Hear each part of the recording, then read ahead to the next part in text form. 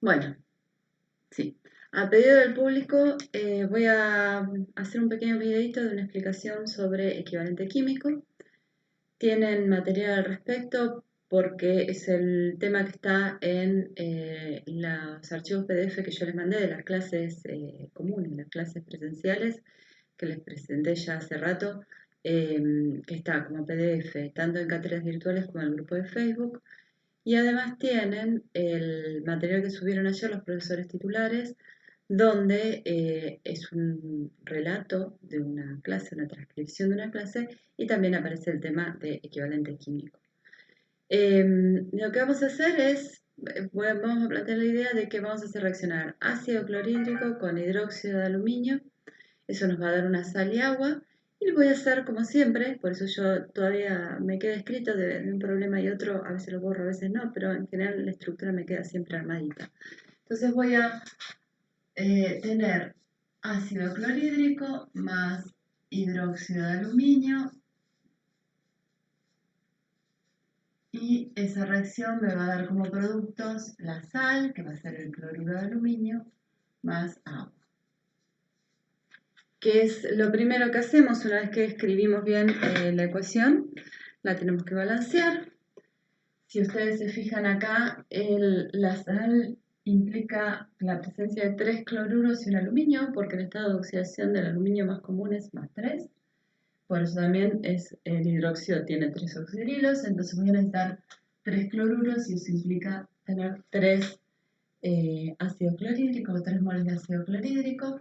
Y bueno, revisemos, el aluminio hay 1, cloros hay 3, acá hay 3 hidrógenos y acá hay otros 3, o sea necesitaría 6, o sea que acá voy a poner un 3. Entonces tengo 3 oxígenos y 3 oxígenos, la ecuación está balanceada y ahora voy a necesitar los pesos moleculares para poder calcular la relación, o sea, yo ya tengo la relación en moles. 3 moles de ácido clorhídrico reaccionan con un mol de hidróxido de aluminio para dar un mol de cloruro de aluminio y 3 moles de agua. Voy a calcular los pesos moleculares para poder leer esta relación en masas. Y entonces voy a tener que para el ácido clorhídrico el peso molecular lo voy a tomar como 36. Hidróxido de aluminio, tengo anotado por acá, 78. Cloruro de aluminio, que es la sal, 142. Y por último, agua, 18.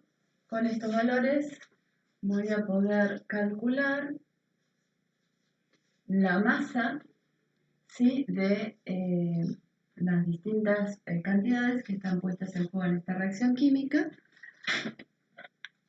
Y entonces voy a poder escribir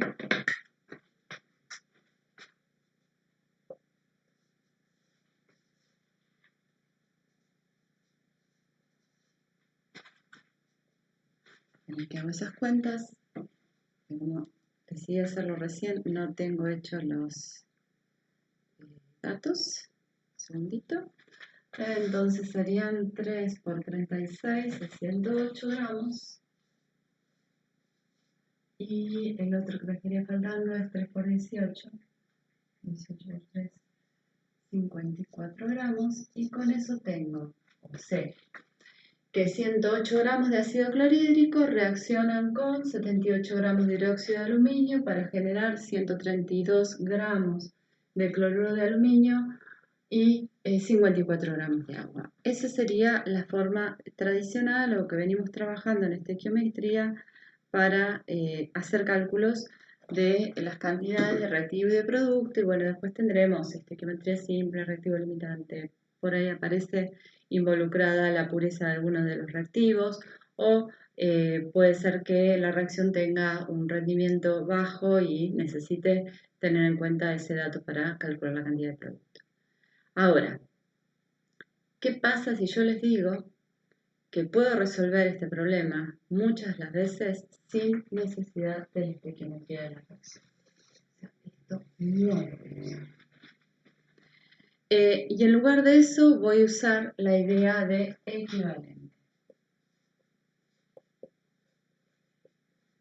La idea de trabajar con equivalentes es muy anterior a la definición y la aceptación del mol como una manera de manejar las cantidades de sustancias.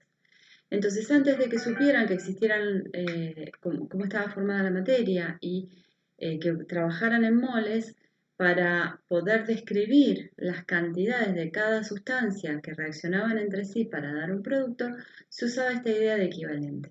Esta idea de equivalente tiene una definición en cuanto a masas, que es el peso equivalente, masa equivalente, peso equivalente, que me dice qué cantidad en gramos de una sustancia reacciona con qué cantidad en gramos de otra sustancia para dar determinada cantidad de gramos de producto. O sea que en lugar de empezar con la estequiometría en moles y usar los pesos moleculares para calcular las masas, lo que me va a decir son las masas que están involucradas en esa reacción química. Por eso, para calcular equivalentes hay determinadas reglas que tenemos que seguir y en esas reglas se involucra el tipo de sustancia química con la que estoy trabajando. Entonces, por ejemplo, si voy a pensar en cuánto es el peso equivalente de una sustancia que es un ácido, voy a necesitar el peso molecular de ese ácido y lo voy a dividir por la cantidad de protones que libera.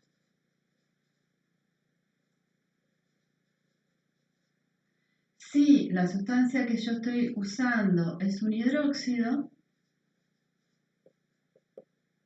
lo que voy a hacer es calcular el peso molecular de ese hidróxido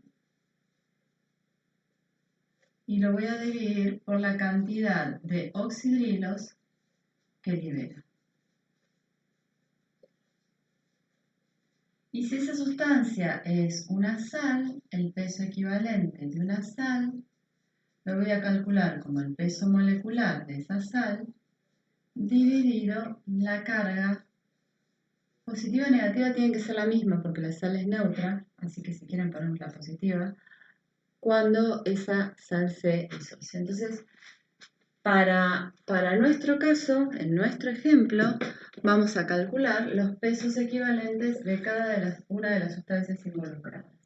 Entonces, si calculamos el peso equivalente del ácido clorhídrico, ¿sí? Vamos a tener que poner el peso molecular del ácido clorhídrico, que es 36,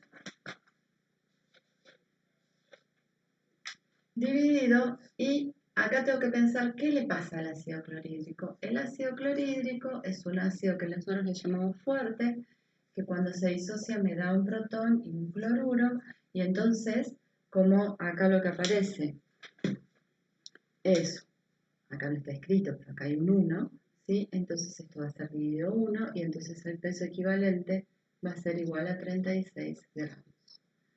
Cuando quiera calcular el peso equivalente del hidróxido de aluminio, ¿sí? ¿Qué tengo que tener en cuenta? Tengo que tener en cuenta el peso molecular del hidróxido de aluminio, que es 78, dividido la cantidad de oxidrilos que libera. Entonces tengo que pensar en que el hidróxido de aluminio, cuando está en agua, se disocia porque es una base fuerte para dar aluminio más 3 oxidrilos, y entonces esos 3 oxidrilos, voy a poner con rojo así les queda bonito, el 3 de acá es el que va a aparecer acá dividiendo, y entonces voy a tener que hacer 78 dividido 3, que lo calculé por ahí y me daba 26 gramos. Y por último tenemos el peso equivalente de la sal, que es el cloruro de aluminio, que lo voy a calcular como el peso molecular del cloruro de aluminio, que ya lo tengo calculado. El peso molecular del cloruro de aluminio es 100, se me acabó el fibrón, chicos, 132, estamos en problema porque no voy a conseguir fibrones de colores de ningún lado, 132 dividido, y acá necesito saber la carga. Entonces, lo que tengo que pensar es que una sal, cuando está en agua, se disocia para dar el aluminio, que es un catión que tiene carga más 3 cloruros que tienen carga negativa, o sea que la carga, este más 3, está acá, es el que voy a poner acá, y eso me va a dar 132 dividido 3, que no hice la cuenta. Perdón, no hice las cuentas porque recién terminé de contestar los comentarios del directo, que no había llegado a ver todos, y me pareció que era medio urgente ponerles este videito, porque ya la semana que viene estaríamos evaluando el tema y posiblemente empezando con tema nuevo, así que me quise apurar. Bueno, entonces, el peso equivalente del del ácido clorhídrico es 36 gramos, el peso equivalente del hidróxido de aluminio son 26 gramos, el peso equivalente del cloruro de aluminio son 44 gramos, nos estaría faltando el peso equivalente del agua. Ah, no viene el último pedacito. Ahí va. Ahí. ¿Sí? Voy a escribir acá el peso equivalente del agua. Lo vamos a calcular con el peso molecular del agua, que es 18, dividido 1, porque lo que estamos pensando para el agua es algo que van a ver más adelante, que es la disociación del agua, que me puede dar un protón y un oxidrilo, y entonces directamente puedo tomarlo como un ácido que pierde un protón o como una base que pierde un oxidrilo. En los dos casos el número sería 1 y entonces el peso equivalente del agua siempre va a ser 18 gramos. ¿De acuerdo? Bien. Ahora, tenemos todos los pesos equivalentes. Yo le dije, no hace falta balancear la ecuación química. ¿Por qué? Porque la gran ventaja de usar equivalentes es que cuando yo sé que hay una reacción, siempre es una reacción equivalente a equivalente. ¿Qué quiere decir esto? Quiere decir que un peso equivalente de cada reactivo van a reaccionar entre sí para dar un peso equivalente de la sal involucrada. Entonces, si yo hago reaccionar ácido clorhídrico, hidróxido de aluminio, el peso equivalente del ácido clorhídrico es 36, el peso equivalente del hidróxido de aluminio es 26, entonces 36 gramos del ácido clorhídrico reaccionan con 26 gramos del hidróxido de aluminio, 36 gramos del ácido clorhídrico reaccionan con 26 gramos de hidróxido de aluminio, y con esa relación de masas puedo calcular todo lo que necesite. Puedo calcular cuál es el reactivo limitante, cuál está en exceso, cuál está en defecto.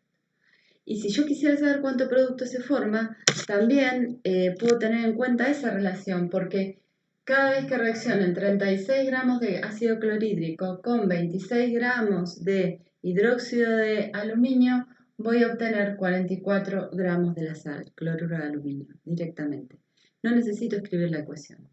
O sea que es una manera diferente, alternativa, es una manera histórica de trabajar con las cantidades involucradas en las reacciones químicas, pero que nosotros lo vemos porque en algunas áreas, como ser química analítica, es importante que ustedes entiendan o que puedan manejar las reacciones de esta manera. No necesito balancear la estequiometría de la reacción, sí tengo que tomarme el trabajo. Fíjense que calcular los pesos equivalentes es bastante más complicado que calcular los pesos moleculares, porque para el peso molecular yo sé cuántos átomos de cada tipo hay y calculo el peso molecular. Para calcular el peso equivalente, además de saber el peso molecular, ¿sí? Cuántos átomos de cada tipo hay, tengo que saber la identidad, qué tipo de sustancia química es. No voy a calcular lo mismo si es un ácido, si es una base, si es una sal, y después vamos a ver cuando veamos reacciones redox si es una sustancia que participa en esa reacción redox. Ahora voy a armar otro mini videíto para contarles qué pasa cuando un ácido, en este caso tengo el ácido clorhídrico, la única opción para el ácido clorhídrico es disociarse para dar un protón y un cloruro. Vamos a ver qué pasa ahora cuando tengo un ácido que tiene más de un protón en su estructura química.